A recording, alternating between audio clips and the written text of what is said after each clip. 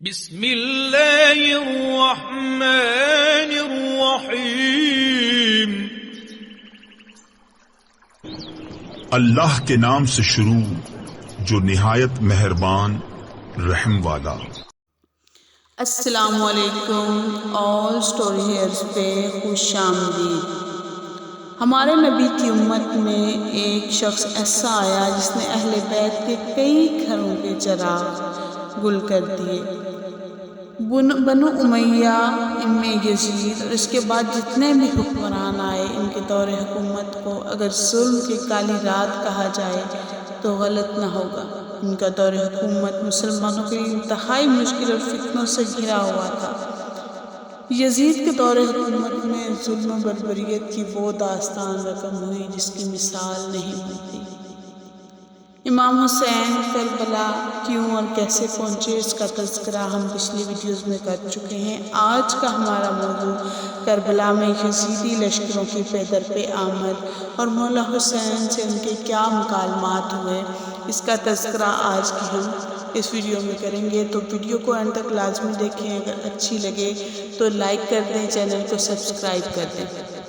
3 محرم الحرام ابن زیاد کا قاصد واپس پہنچا اور اس نے ابن زیاد کو امام حسین کے رویے کے بارے میں بتایا جو آپ کا ابن زیاد کے خط کو دیکھ کر تھا۔ تو ابن زیاد آگ بگولا ہو گیا، جامع مسجد کوفہ میں آیا اور منبر پر تقریر کی اور لوگوں کو امام حسین علیہ السلام کے خلاف اکسانے لگا اور جنگ کرنے کے لیے آمادہ کرنے لگا۔ ابی مخنف نے لکھا ہے کہ ابن زیاد ملعون نے 10 علم 10 سرداروں کے نام مرتب کیے اور انہیں کربلا میں فرزند رسول کے ساتھ جنگ کرنے بھیجتا رہا۔ پہلا علم عمر بن سعد کا تھا جس کے پاس 4000 سوار تھے۔ دوسرا علم عروۃ بن قیس کا تھا جس کا لشکر 2000 سوار تھا، اور تیسرا علم سنان بن انس کا تھا جس کا لشکر 4000 سوار تھا۔ چوتھا علم قیقاع فہری کے بیٹے کے لیے مختص تھا جس کا لشکر 4000 سوار، اور پانچواں علم ہولی کو دیا گیا جس کے ساتھ 3000 مسلح افراد تھے۔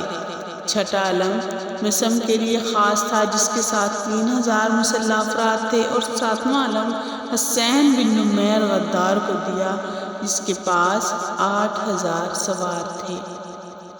آٹھواں علم ابو قدار باہلی کو دیا گیا جس کے ساتھ 9000 سوار تھے، اور 9واں علم عامر بن سلیحہ کو دیا گیا جس سے اس کے پاس 6000 کا لشکر تھا، اور 10واں علم شبس بن ربیع پلید کو دیا گیا، یہ 10,000 کے لشکر پر سردار تھا۔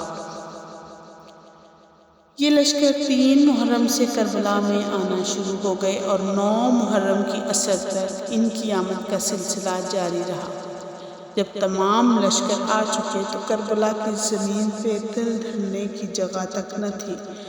لشکر یزید نے بیابان کو پر کر دیا تھا، البتہ یہ تمام لشکر باری باری آتے رہے۔ اس حوالے سے لشکریوں کی تعداد کے بارے میں مختلف روایات ہیں۔ ہر کے لشکر کے بعد کربلا میں داخل ہونے والا دوسرا لشکر ابن سعد کا تھا۔ اس کے بعد کوفہ سے جو شخص نکلا وہ شمر ذی الجوشن تھا۔ 4000 سواروں کا لشکر اس کے ہمراہ تھا، لیکن مشہور یہ ہے کہ یہ ملعون 9 محرم الحرام کو کربلا پہنچا۔ بعض مورخین نے یہ بھی لکھا ہے کہ ابتدائے محرم میں کربلا آیا اور پھر واپس چلا گیا، اور پھر 9 محرم کو دوبارہ سے آیا۔ پھر عروۃ بن قیس، اس کے بعد سنان بن انس، پھر حسین بن نمیر، اس کے بعد یزید بن رکاب کلبی 2000 لشکری لے کر، اس کے بعد فلان مادنی اور پھر خولی 3000 کا لشکر لے کر کوفہ سے روانہ ہوا۔ جاہلی مرحوم لکھتے ہیں کہ بعض اہل تواریخ لکھتے ہیں کہ دشمن کے لشکر کی تعداد اس قدر تھی کہ اگر کوئی شخص ٹیلے یا بلند مقام پر کھڑا ہو کر دیکھتا تو جہاں تک نظر جاتی گھوڑے، افراد، تلواریں، نیزے ہی نظر آتے، اور لشکر کی کثرت اس قدر تھی کہ اسے انسانوں کا امڑتا ہوا سیلاب کہا جائے تو بعید نہیں۔ بعض مورخین نے تو لکھا ہے کہ 3 سے 6 محرم تک کوفہ کے لوہے کے بازاروں میں اس قدر بھیڑ اور شور و غل تھا کہ جو شخص بازار آتا تلوار خرید رہا ہوتا یا نیزہ، تیر، سر نیزہ خریدتا، اور اگر یہ آلات پہلے سے موجود ہوتے تو انہیں تیز کرواتا یا ان کو ذہن میں بجھایا جا رہا ہوتا۔ ان تمام کا مقصد یہ تھا کہ ان تیز دھار آلات سے خوشبو رسول عزیز بطول کا خون بہائیں۔ ابن زیاد جو 10 لشکر تیار کیے، سب سے پہلا لشکر عمر بن سعد کا 3 محرم 61 ہجری کو کربلا آیا، اس کے ساتھ 4000 سپاہی تھے۔ اسی کا پہلا علم تھا اور اس نے نہر فرات کے کنارے اپنا ڈیرا جمایا۔ حر بن یزید کا لشکر پہلے ہی کربلا میں موجود تھا اور اسی نے ہی امام علیہ السلام کو اس خشک اور بے آب و گیا صحرا میں اترنے پر مجبور کیا تھا۔ حر اپنے اس کیے پہ اگرچہ بہت شرمندہ تھا اور اس سے بہت ملال بھی تھا کہ میں نے امام حسین کو کس قدر ظلم کے طوفان میں پھنسا دیا اور تمام اہل بیت کو دشمنوں کے چنگل میں پھنسا دیا، مگر اب کیا ہو سکتا تھا۔ اسی لیے یہ حالات معلوم کرنے عمر بن سعد کے پاس آیا، اور جب عمر بن سعد کو جنگ کے لیے تیار پایا تو نہایت پرملال اور شکستہ دل ہو گیا۔ مرحوم مفید علیہ الرحمہ نے ارشاد میں لکھا ہے کہ ابن سعد ظالم نے عروہ بن قیس احمسی کو کوفہ کا نامور بہادر تھا، اسے بلایا اور کہا کہ جاؤ اور امام حسین سے پوچھو کہ اس طرف کیوں آئے ہیں۔ عروہ خود وہ شخص تھا جس نے امام علیہ السلام کو خط لکھے اور کوفہ آنے کی دعوت دی تھی، لہٰذا ابن زیاد کا حکم سن کر اس کا رنگ زرد پڑ گیا اور اس نے امام حسین کے پاس جانے سے انکار کر دیا۔ ابن زیاد نے لشکر کی طرف منہ کر کے پوچھا کہ کیا کوئی امام کے پاس جا کر یہ پوچھے گا کہ وہ ادھر کیوں آئے ہیں؟ اس میں سے کوئی شخص بھی نہ بولا، کیونکہ ان میں سے اکثریت وہ تھے جنہوں نے خود خطوط لکھ کر امام علی مقام کو کوفہ آنے کی دعوت دی تھی۔ بلاخر کثیر بن عبداللہ شیبی جو بہادر، شجاع، بے باک، نیز بے حد بد اخلاق اور بے حیا تھا، اٹھا اور کہنے لگا کہ کوئی نہیں جاتا تو میں جاتا ہوں، اگر تم حکم دو تو اسے قتل بھی کر دوں۔ ابن سعد کو اس کی بے حیائی اور بے شرمی سے اپنی بے حیائی بھول گئے اور کہا نہیں، قتل نہیں کرنا، صرف آنے کی وجہ پوچھو۔ یہ شخص غرور و تکبر میں ڈوبا خیمہ حسینی کے سامنے آیا اور بلند آواز میں پکارا، اے حسین، اے حسین۔ حضرت نے جب یہ آواز سنی تو پوچھا کہ یہ بے ادب کون ہے؟ ابو ثمامہ ساعدی جو کہ خیمہ کے پہرے دار تھے، انہوں نے امام علی مقام کو بتایا کہ یہ روئے زمین کا بدترین شخص ہے، آپ کی طرف آیا ہے اور یہ بے حد پاگل، بے باک، گستاخ اور بد زبان ہے۔ اس کا نام کثیر بن عبداللہ شیبی ہے۔ امام نے کہا کہ اس سے آنے کا سبب پوچھو، تو اس نے کہا کہ فی الحال تو میں خیمہ کے اندر آنا چاہتا ہوں۔ اسے اسلحہ باہر رکھ کے اندر آنے کا کہا گیا تو اس نے بات نہ مانی، جس پر ابو ثمامہ نے کہا تو مجھے آنے کا مقصد بتا، میں خود امام سے پوچھ کر تجھے جواب دیتا ہوں۔ تو وہ کہنے لگا کہ تم سب مجھ ایک شخص سے اس قدر خائف کیوں ہو؟ تو ابو ثمامہ نے کہا کہ ہم تم سے خائف نہیں، امام کی بارگاہ مثل کعبہ ہے، وہاں اسلحہ لے جانے کی اجازت نہیں۔ کثیر کہنے لگا بس میں واپس جاتا ہوں اور پیغام بھی تمہیں نہیں دوں گا۔ اسی طرح وہ واپس چلا گیا۔ اس کے بعد خزیمہ نامی شخص کو بھیجا گیا جو اندر سے محب اہل بیت تھا۔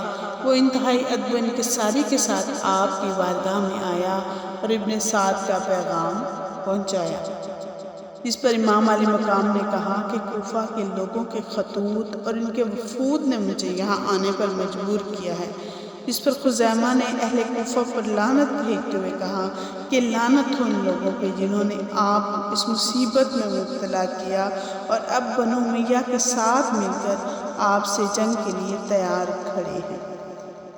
امام نے خزیمہ کو اپنا جواب ابن سعد کو دینے کا کہا تو اس کے یہ الفاظ تھے، میں قربان جاؤں اور میرے قدم کٹ جائیں اگر آپ علیہ السلام کی محبت کی گلی سے نکلے، کیونکہ آپ علیہ السلام کے قدموں میں بہشت اور وہاں جہنم ہے۔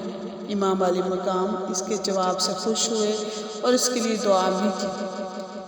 خزیمہ کا جب ابن سعد کو پتہ چلا تو اس نے غصے کا اظہار کیا اور اس کے بعد قرہ بن قیس حنظلی کو بلایا اور کہا کہ حسین کے پاس جاؤ اور اس سے پوچھو کہ اس طرف آنے کا مقصد کیا ہے۔ حنظلہ کا تعلق بنو تمیم سے تھا۔ حنظلہ کو بھی امام علی مقام نے وہی جواب دیا جو خزیمہ کو دیا تھا۔ قرہ نے امام حسین کا جواب ابن سعد کو دیا تو اس نے کہا کہ خدا مجھے امام کے ساتھ جنگ کرنے سے محفوظ رکھے۔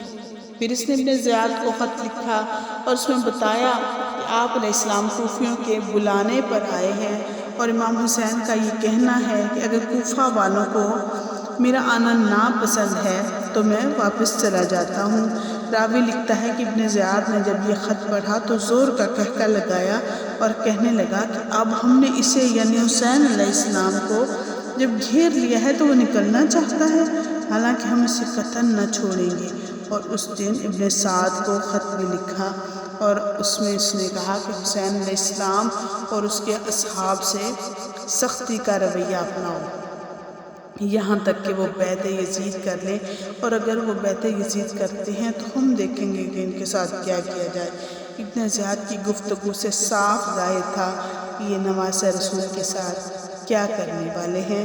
وہ سب جہنم کی طرف اپنی راہ مار کر رہے تھے اور مولا حسین وہ سب اپنی آنکھوں سے دیکھ رہے تھے جس کی پیشن گوئی انہیں کی گئی تھی۔ اس کے بعد کے واقعات کا تذکرہ ہم اپنی آنے والی ویڈیوز میں کریں گے۔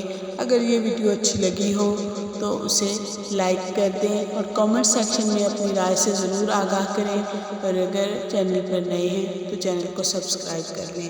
بہت شکریہ۔